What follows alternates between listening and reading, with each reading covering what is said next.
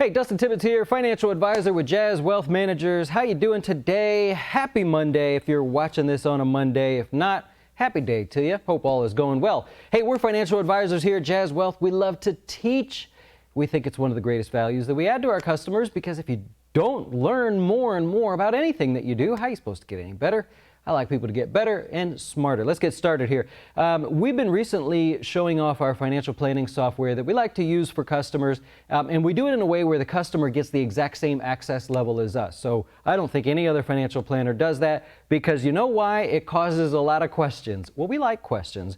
It's a very complicated software to use, I'll be honest, and I always am honest with customers, but we did one a while back. Actually, I'll try to put it up here, the video, about how much you have to have in your taxable account if you want to retire early. What happened is a customer came to me.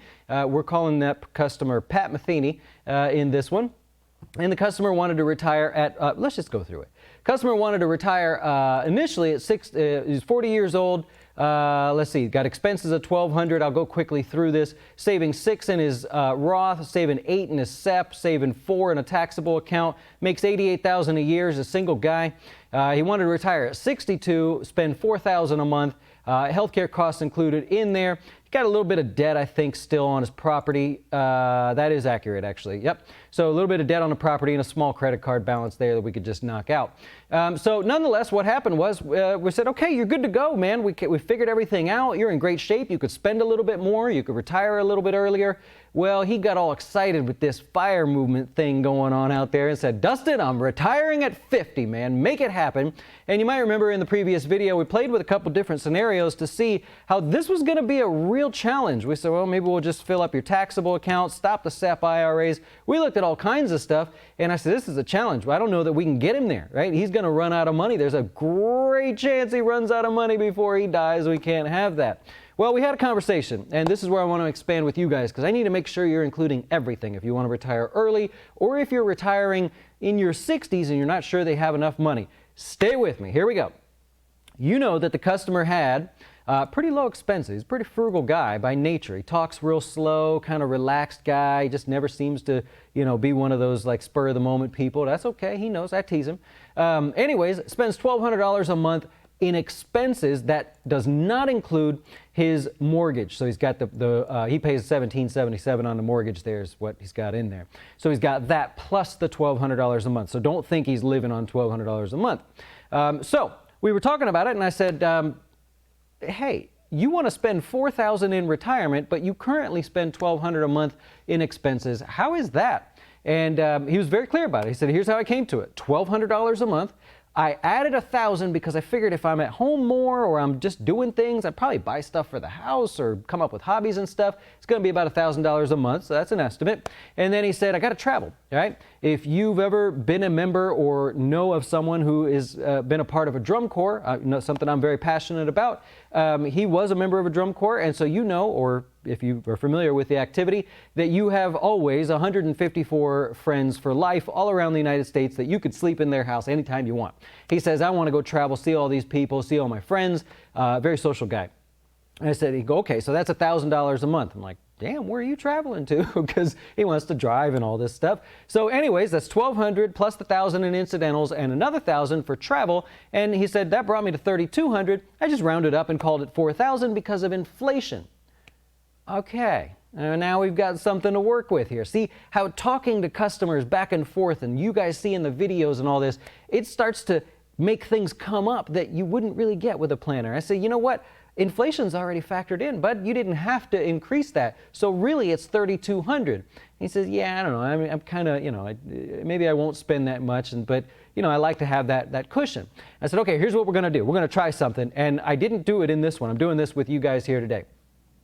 So he wants to spend $4,000 a month. We said, okay, that's not technically the number because what's going to happen is you're not going to spend $4,000 for the rest of your life. This will be adjusted for inflation.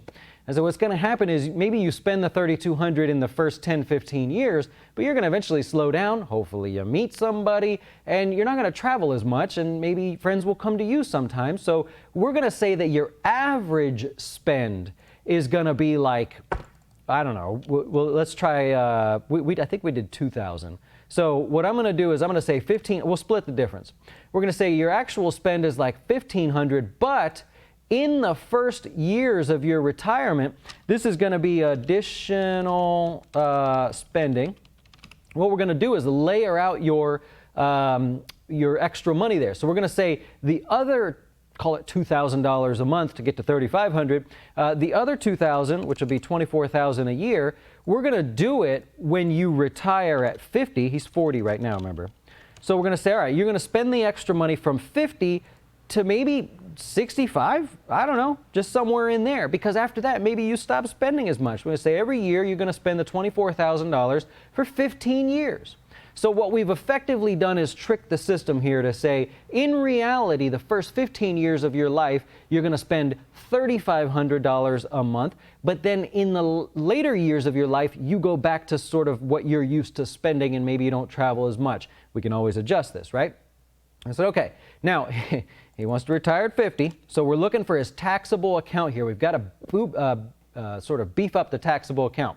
So I'm going to go back here real quick, let this load. It's going to take a second because we did a whole bunch of different things here. Changed his retirement age, spending, variable spending versus saying actual spending. So we did that. We've got monthly expenses for retirement at $1,500. Remember, the goal here while that loads is to vary the spending. Right? No, I guarantee you, nobody is going to spend the same amount each year for the rest of their lives. It doesn't happen. Right? I have customers that are deep in retirement. They don't spend that much. I mean, you tapers off, right? So it's really hard to just come up with a static number. All right, anyway, so let's take a look. We're looking at probabilities here. Going to retire at 50, which is early. We obviously have our savings and everything. Let's look at cash flows real quick. Because I have, remember, this isn't perfect. We've got to look at taxable accounts. You can't just start pulling money out of your retirement accounts at age 50, right? So we've got our proposed plan here. And what we're looking at is his various savings accounts here. We need to know how much in the taxable account do we have to have. So after the way we currently have it modeled, he can make it to age 54 late in that year. Then he's got to start taking from his retirement. Technically he can, but we're going to see what else we can do here to try to tighten this up. And boy, this sucker's running slow today. I'll give it a second here and we'll move on. Remember, we're trying to fill up the taxable money. Here we go. Taxable money with what we've decided here. So we get him from age 50 to age 56. Ideally, we'd get him to 59. We're getting closer, right? If you saw the video that we did there, you know, we're getting closer. Let's look at his account balances here, ending account balance. Here's his taxable account. So you got about he needs about $439,000 as his peak in there. Okay, so let's go back real quick. Stay with me. This is not one of our normal shorter videos. What we did here is we did this before. We said we're taking all of his set money and putting it into the taxable account. We know his Roth is never going to run out of money. I don't know if I saw that. Let me show you real quick if it'll go back. His Roth IRA actually never runs out of money. If we go to accounts, ending balance by accounts, look at your Roth IRA. We get down here to the end, and he does really well in his Roth. We can afford a little bit of flexibility there. So lastly, what we're going to do is we're going to say, let's go to 18,000 here. We're going to skip the Roth. I know. Somebody beat me up on this one. Let's just play with it. We have a different goal for him, right? So this is a different scenario. It's not great. All right, let's see what we've got. We're getting him closer, getting him closer. This is what I do. I love doing this for customers here. Ending balance, we want to look at your withdrawal from accounts. Okay, so retires at 50, taxable accounts, no problem. We're almost there. Oh, man. Okay, so we got there in real life. I can't think of what else I added, though. So look, we got his taxable account able to sustain him almost to 59. That's the goal. His Roth IRA makes up a little bit of difference. I actually like that. In the real world, if you're like, I can't quite get there, you can always withdraw your contributions there, so no problem there. Let's look at ending balance by accounts. Did we just bleed him? No. Okay, cool. All right, we're getting there. Let me try one last thing here. Did we do a distribution plan, try to do some conversions in there? We've got to be careful with his conversions because he may have to pull some of the money out. We're going to convert up to the 15% tax bracket. Ooh, no, we don't want to do that. We're taking from the taxable, though. We're taking from taxable, then the Roth. right? Ooh, we don't want to do that either. Okay, hold on a second. What did we do for him? Oh man, I can't think of what the last thing was. We got him to 59 in this thing, but I'm going to go here. Oh no, I'm going to go standard because we got to do that. We're not going to do any conversions this example. I just forgot something. We're going to have to come back and do this again, but bottom line is, oh, you know what? One last thing. Hang with me. We've got expenses at 1,200. We've got his income stable still. Goals. Okay. 50, 1,500, 24. Okay. I'm sorry. Can't think of what it was. Did we? Oh, by the way, you think, put some of that money towards paying off your house, dude. He's going to keep this house forever. Remember, we talked about that in the last video. Paying off his house early in no way helps him. We tried. We thought about it. We said, what if we take some taxable money or your SEP money and put it towards the house, get the house paid off and reduce your expenses? It doesn't help. We can't get it done in time. So really, really cool to see that. But the bottom line is we got him there in real life. We got him to 58 here, showing you this video here. Basically, when we look at his cash flows, it's tight. I mean, I'm not going to lie. I mean, you know, it's not the perfect scenario. It's tight, but we can get him to withdraw from his cash, not causing any penalties, and try to get him to 59. That was the goal. I know there's tricks before age 59. I was just trying to get to 59 for him. So it's almost there. And with pulling from his Roth and everything, we can actually make it happen there. But anyways, just wanted to show you that. So how much money do you need in his taxable account? So if you're someone like this, let's go to his taxable account the year before retirement. He's going to have $524, $562 in his taxable account. That's what he needs to make his spending plan happen. And remember, his spending plan was a total of $3,500. We took a little out for inflation, but then it goes back to $1,500 when he turns 65. That's probably one of the more important parts there. You've got to find out these little details. Just to save a ton of money to retire early means nothing to me when people say, I'll save $1 million. Okay, but what are your specifics there? How does that work for you? So went a little long today, but I get so excited about this. Just want to share this with you here. An update on Mr.